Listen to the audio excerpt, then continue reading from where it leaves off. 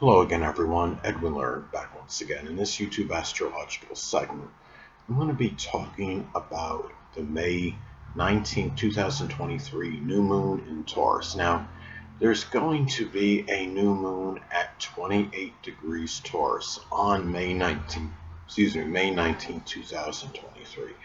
A new moon in astrology can often bring about new beginnings. Many people may embark on a new project or endeavor.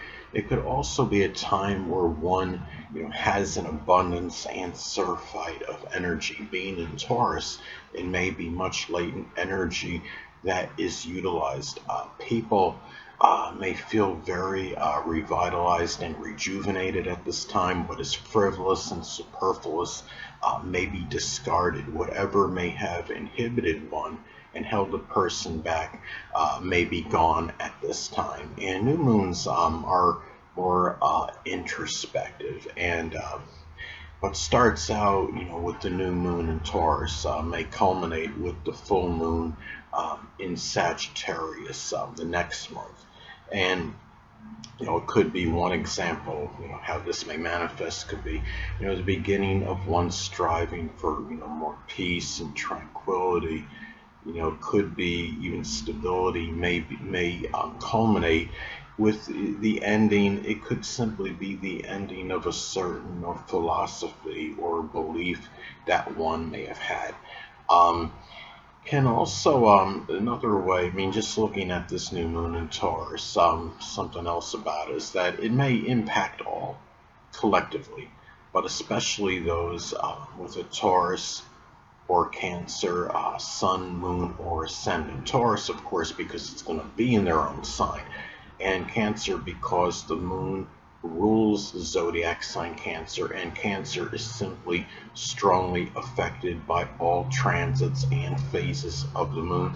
Perhaps this may figure prominently as to why the zodiac sign Cancer can be so moody, fickle, and temperamental. Um, this could be the start for some of peace, tranquility, stability. It could be a money-making endeavor, the beginning of more calmness in one's life. It could be the start of doing something which requires endurance, persistence. It could be just having more patience in things, perseverance, trustworthiness, and even accumulating possessions.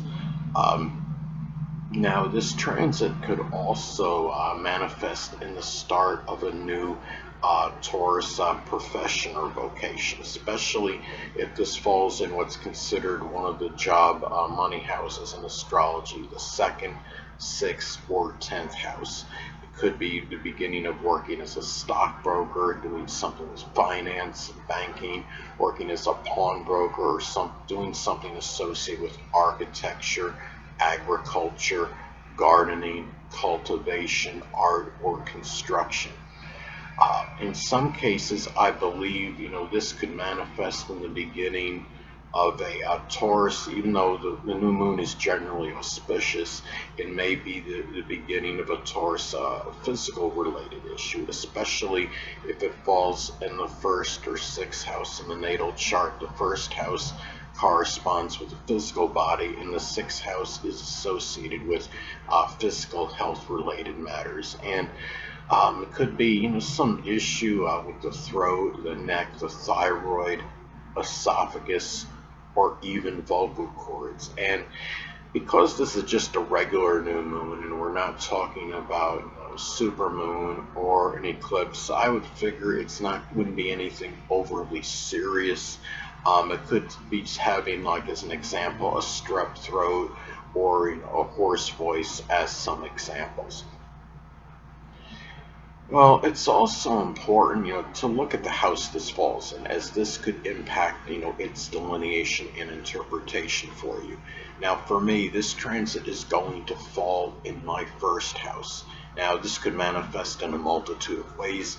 Um, it could be, a new, Taurus-related beginning, such as doing something associated with art, acting, finance, geology. Um, I'm hoping this is not the beginning of some Taurus related physical issue, because it is in the first house of the physical body, such as something, like with the ears or throat, thyroid, the neck or esophagus as some examples. Now, something else about, regarding this new moon. Now, the thing too is,